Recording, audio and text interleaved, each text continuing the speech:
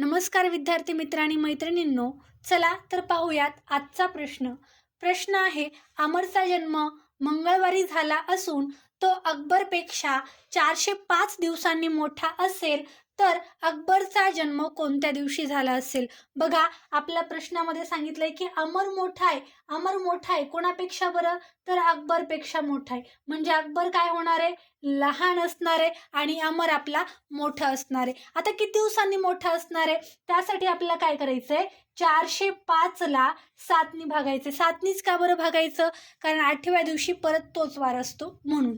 आता बघा, 7 5 35, 40 मधनं 35 गेले, खालती राहतील 5, वरतून 5 खालती आले, 7 7 49, 55 मधून 49 गेले, खालती बाकी किती राहील, 6 बाकी राहील. म्हणजे अमर किती दिवसांनी मोठा आहे, तर 57 आठवडे आणि 6 दिवसांनी तो मोठा असणार आहे. आपल्याला सांगितलंय, काय सांगितलंय, तर अमर हा कधी जन्मलाय, मंगळवारी जन्मलाय आणि अकबर कसा आहे, त्याच्यापेक्षा लहान आहे. म्हणून आपल्याला काय करायचंय, तर तो लहान असल्यामुळे अमरच्या नंतरच तो जन्मलेला असणार आहे आणि आपली बाकी किती आलेली आहे, 6 बाकी आलेली आहे. पुढचे फक्त 6 दिवस आपल्याला काउंट करायचे.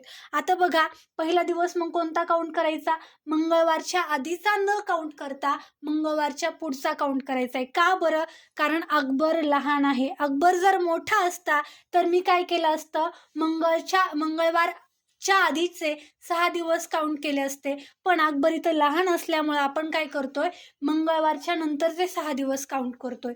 पहिला दिवस मंगळवारच्या नंतरचा वार कोणता असेल, बुधवार. दुसरा वार गुरुवार. तिसरा वार शुक्रवार. चौथा वार शनिवार. 5वा वार असेल रविवार आणि 6वा वार असणार आहे सोमवार. म्हणजेच अकबर कोणत्या दिवशी जन्मला आहे, तर अकबर हा सोमवारी जन्मलेला असणार आहे.